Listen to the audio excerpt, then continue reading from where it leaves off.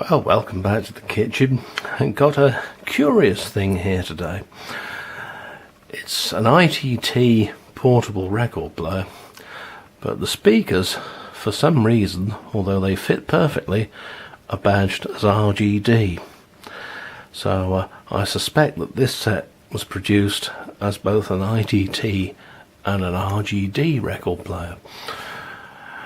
Now, when I tried this out at first, I couldn't get much out of it, but listening to the speakers really closely revealed that there was indeed a very, very faint tinny sound coming out.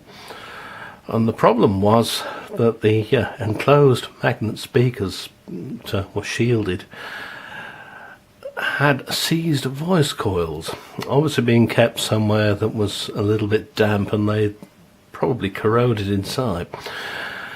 Now, of course, the thing is, you can't take a speaker like that apart and redo it.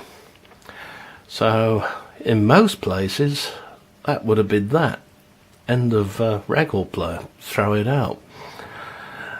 Particularly because ITT record players, and those made by HMV and Marconi and Ferguson, and a lot of the English makers used to need a 15 or 16 ohm speaker if the set was a transistor one. And I remember particularly a Fidelity model called a Fidelity Radio Master, which was a BSR record deck with built-in amplifier and a radio that picked up VHF, long wave, medium wave. And on the back of it, in clear lettering, it said, "Do not connect more than one pair of speakers to this." You'd be amazed how many people did. And that needed 15 ohm speakers. And of course, by connecting other speakers in parallel to it, they halved the impedance and cooked the chip. And you would not believe how many of those microchips I used to have to get hold of and replace. Lovely. But at least we did get them going. But what to do about this little old ITT? It works all right. The only slight problem is that occasionally when you're playing an LP, it will get to the end of the record, switch off, and as it switches off, the tone arm will come back onto the edge of the record. Can't quite explain that.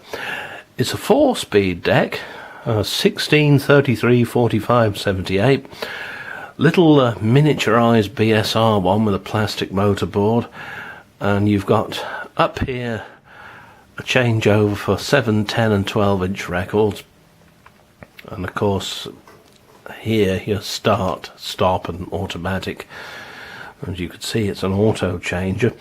The cartridge is a BSR SX6M, because so many of them were, and it needs another stylus, so I can't demonstrate it at the moment. And then you've got on the front here pots for balance, volume, treble and bass. And it works well. It'll certainly play a record nicely, but what to do about those pesky speakers? Well, the answer came while I was driving along a back road round here on my way to my friend's wood. I'm afraid to say it's known for dumping, fly tipping, and in a way I'm glad it is, because I know it sounds terrible, doesn't it? On this particular occasion, there was a huge plastic silver CRT TV that had been dumped. And thankfully it hadn't rained, and thankfully whoever it was that had dumped it so considerately that the back broke off, so I was able to see what was inside. I know, all in the best possible taste. Now, you can see from the front of this that you need an elliptical speaker.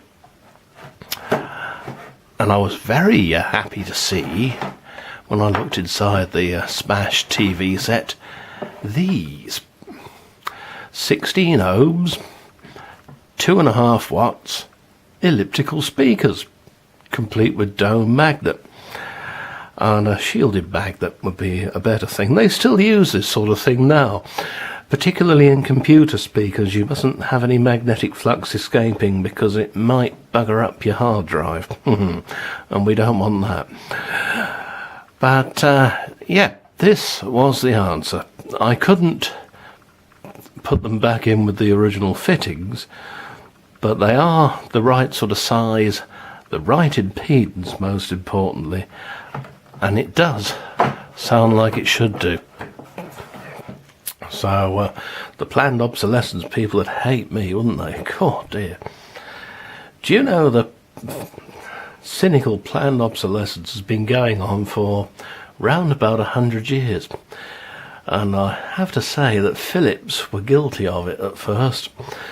At first it was to do with light bulbs, the old-fashioned incandescent light bulbs.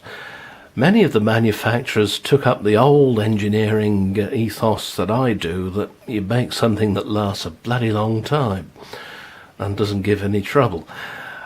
But of course a cartel formed back then, and exercising its nasty sort of strangling hold on everything, soon came up with the idea of making light bulbs that would last only 1,000 hours.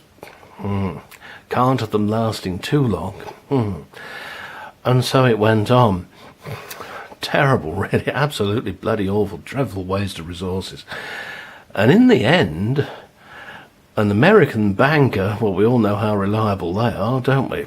You've got them and other bankers, spelt with a W, to thank for the shit that we're in today. Came up with the idea to even make this planned obsolescence idea compulsory. And I know I sound like a fruitcake, but no, it was there. They were planning that. Horrible. Horrible, horrible. In the end, his ideas weren't taken up, thank heavens, but they were later on in 1950s America, and we got it in the 60s, in the form that people were tricked into wanting something new just a little bit before they really needed it. And equipment, of course, had by then been built for some while with a view to failing. Nice, isn't it? Computer printers are especially prone to this sort of thing. A lot of them contain a chip, and after a given number of cycles, this chip will shut your machine down, and that's the end of you. You won't get it going again. Lovely. I do not think. Stinking bastards. But all's not quite lost, because from what I understand of it, from looking at a little film about it, there is a website somewhere out there that comes from the old former Eastern Bloc. Now, Eastern Bloc countries like East Germany and Poland and so on, back in the 50s and 60s, they wanted nothing whatsoever to do with planned obsolescence. For heaven's sakes, they had enough trouble just getting hold of the materials to make the damn thing in the first place. They certainly didn't want it breaking down. And so the result was that things like fridges and washing machines were designed to last for a quarter of a century at least. Like things were here before these bastards got their mucky little paws on it. So it doesn't really come as any surprise that this thing actually comes from Russia, this website. Oh dear. Yeah, it does all make you wonder though, doesn't it? One thing is for sure though, the planned obsolescence people would absolutely detest me. Behind this old record player is an angle poise that's about 40 years old. Below the record player there you can see an electric heater which is about 50 years old.